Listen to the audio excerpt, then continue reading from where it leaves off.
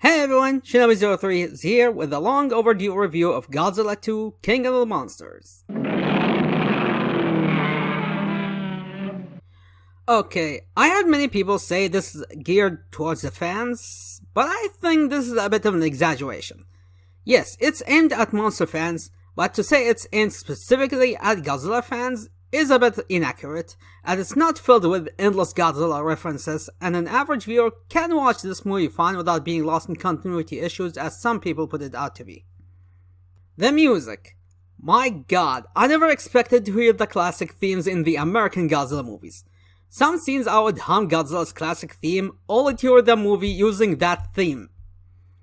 The action is, without question, one of the best parts about this movie. It doesn't deprive the viewer from monster fights of all kind, but it kind of made the human side of the story a bit weaker. Monster designs are great. Excluding Godzilla's minor tweaks, King Ghidorah was amazing. When I saw it in toy form, I thought the wings were unnecessarily too huge. You know, it's too huge when you need stands for the wings alone, and NECA, who made the 4th scale Hulk, thinks it's too huge to make. But I liked how they were used like limbs to walk on them, like some dragon designs or a pterosaur. I like the fights, but sadly it went with the same mistake as the first movie, where it's in the dark, which made me worried about the home releases repeating the same mistake of using crappy masters and giving us a release too dark to see anything.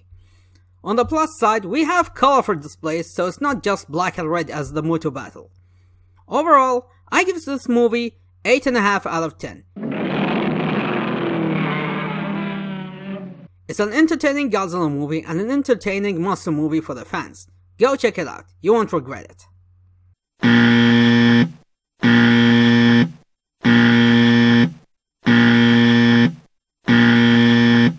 Okay, now let's talk about spoilers.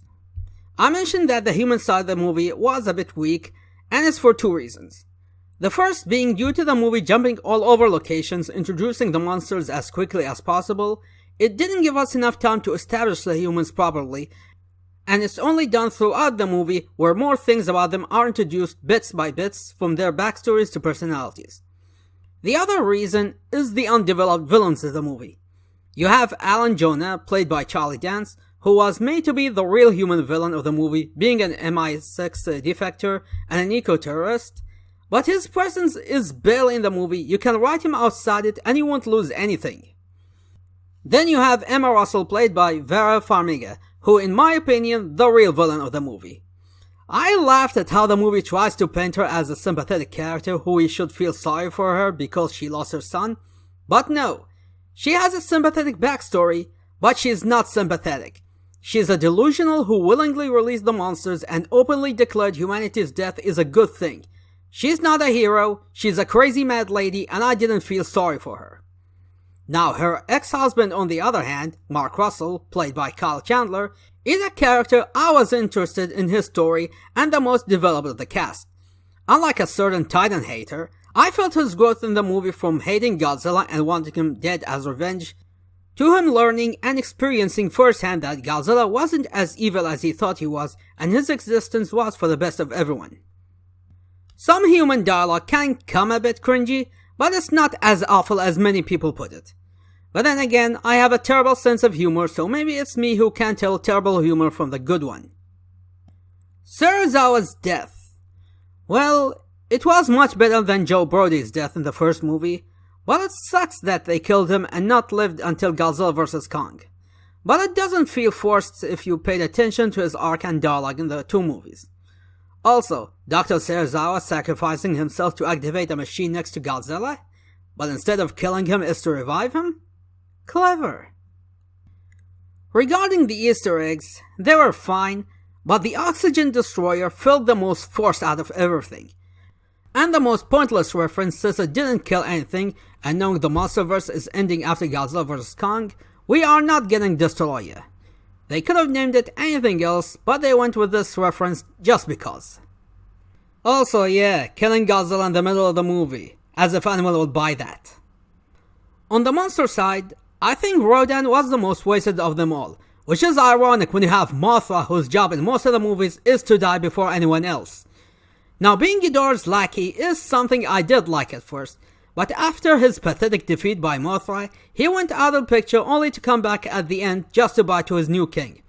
And we didn't get the 3-on-1 brawl we all hoped in seeing from this movie.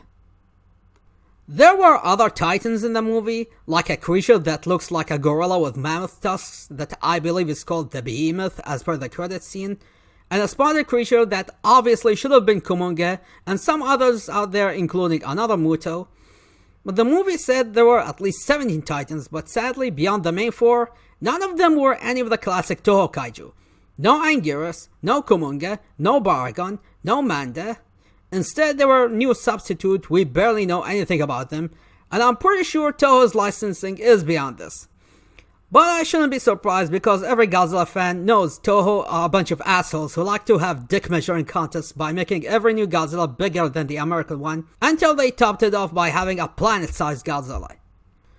Overall, there are great things about it, and some improvements over the 2014 movie, but the human story had its weaknesses, and some of the pacing was a bit all over the place, but Godzilla fans will enjoy it. That's all for today, and I'll see you next time.